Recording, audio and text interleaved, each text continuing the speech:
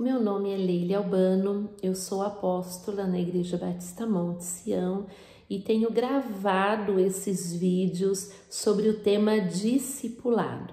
Eu queria desafiar você, pedir a você que você se inscrevesse no nosso canal, ativasse o sininho e se esse vídeo te edificar, fizer sentido para a sua vida, que você deixasse o seu like.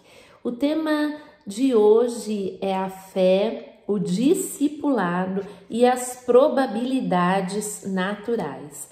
É real que nos dias de hoje existe uma necessidade de modelos confiáveis na Igreja de Cristo. Um falso cristianismo tem gerado um evangelho deformado em nossa nação.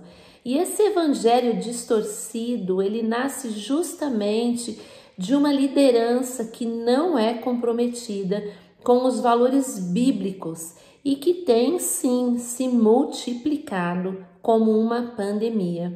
Eu e você, nós precisamos ser intencionais e vivermos um discipulado íntegro, um discipulado firmado, enraizado na palavra do nosso Deus.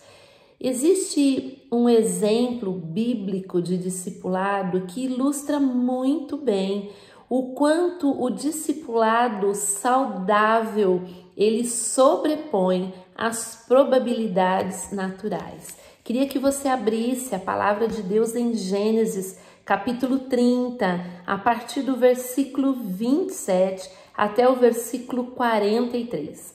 A Bíblia relata a história de Jacó. Jacó ele estava morando com o seu sogro e acontece numa determinada estação que ele chega à conclusão que ele deveria, ainda ali morando com o seu sogro, lutar pela sua casa. Ele deveria trabalhar e lutar para que o seu rebanho multiplicasse, pois ele entendia que era desse trabalho, dessa luta, dessa perseverança que dependia o cumprimento das promessas de Deus em sua vida. O seu sogro Labão, que também era pastor, então lhe propõe um negócio. A partir daquele dia, daquela conversa, daquele contrato, as ovelhas que nascessem salpicadas, malhadas ou listradas seriam de Jacó. As que nascessem com uma pelagem de cor única seriam de Labão. Então Jacó, ele colhe várias varas verdes de álamo, de plátano, de aveleira e faz nelas marcas, cravando e cavando muito em sua superfície. Depois ele colocou essas varas marcadas como referência nos bebedouros diante do rebanho. A Bíblia então relata que as ovelhas, ao verem aquelas varas marcadas, concebiam e depois geravam filhos com pelagem salpicada, listrada ou malhada. Assim, o rebanho de Jacó cresceu, se multiplicou mais, muito mais do que o rebanho de Labão, indo contra todas as probabilidades naturais. Nesse relato, eu e você podemos refletir que Jacó, ele representa os pastores que vivem debaixo da promessa, respaldados pelo legado transmitido pelo pai da fé ou pelos pais da fé, homens e mulheres que defendem a fé e os seus valores.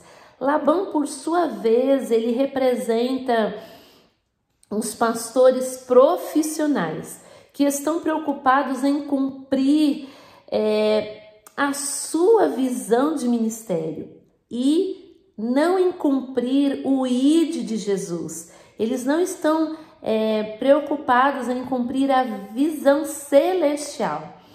Existem pastores profissionais que simplesmente querem multiplicar os seus rebanhos, crescendo em poder e riqueza. Igrejas que crescem sem propósitos se tornam um lugar para frequentar e não uma família, e não um lugar onde nós nos reunimos para ser irmãos, para nos acolhermos, mas também para nos impulsionarmos a cumprir o ID de Jesus. Qual foi então a estratégia de Jacó? A Bíblia relata que ele trabalhou referenciais, ele esculpiu modelos para colocar diante do rebanho e orientar assim a sua multiplicação. À medida que as ovelhas elas vissem diante de si as varas marcadas, elas reproduziam conforme o padrão visto. O trabalho que Jacó fez com as varas, ele pode ser comparado ao processo do discipulado. Jacó buscou varas verdes, ou seja, varas maleáveis, flexíveis, facilmente moldáveis. De fato, não é possível discipular quem não deseja ser discípulo, quem não deseja ser ensinado ou moldado. Pessoas enrijecidas, de orgulho, autossuficientes ou repletas de religiosidade, elas não aceitam ser acompanhadas, ensinadas ou discipuladas. Quando Jesus escolheu a equipe de discípulos nos quais ele investiria a sua vida, ele buscou varas verdes da Galileia, ou seja, homens dispostos a aprender, a mudar a sua mente, a vivenciar uma metanoia, homens que tinham flexibilidade para serem moldados, ensináveis, homens acessíveis aos ensinos de Jesus. Jacó, ele trabalhou as varas, feriu-as, descascou-as, cavou nelas até que a sua brancura interior estivesse exposta. É exatamente isto que o processo do discipulado nos propõe: investir em pessoas, arrancar a sua carnalidade, aperfeiçoá-las no padrão de Cristo, até que a santidade interior, gerada pelo Espírito Santo, pelos princípios da palavra, esteja exposta como marca visível do caráter de Cristo.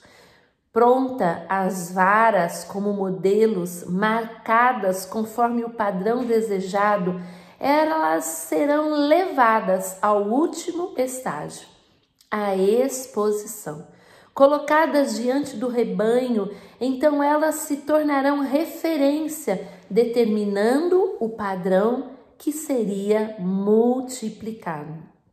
O resumo de todo o processo é o seguinte: líderes sem padrão, sem valores, sem princípios, gerarão discípulos sem padrão. Ao passo que líderes santos, comprometidos com os valores e princípios da Bíblia, disseminarão, multiplicarão a santidade no meio do rebanho. Como Davi, Paulo, Jesus e tantos outros, todo aquele que se dispõe a formar discípulos precisará ter uma decisão, baseada em João 17:19. A favor deles eu me santifico a mim mesmo, para que eles também sejam santificados na verdade. Que essa seja uma decisão sua e minha, e juntos possamos gerar discípulos no padrão de Jesus. fazendo o que Paulo nos desafiou: sede meus imitadores, como eu sou de Cristo. Deus te abençoe e até o próximo vídeo.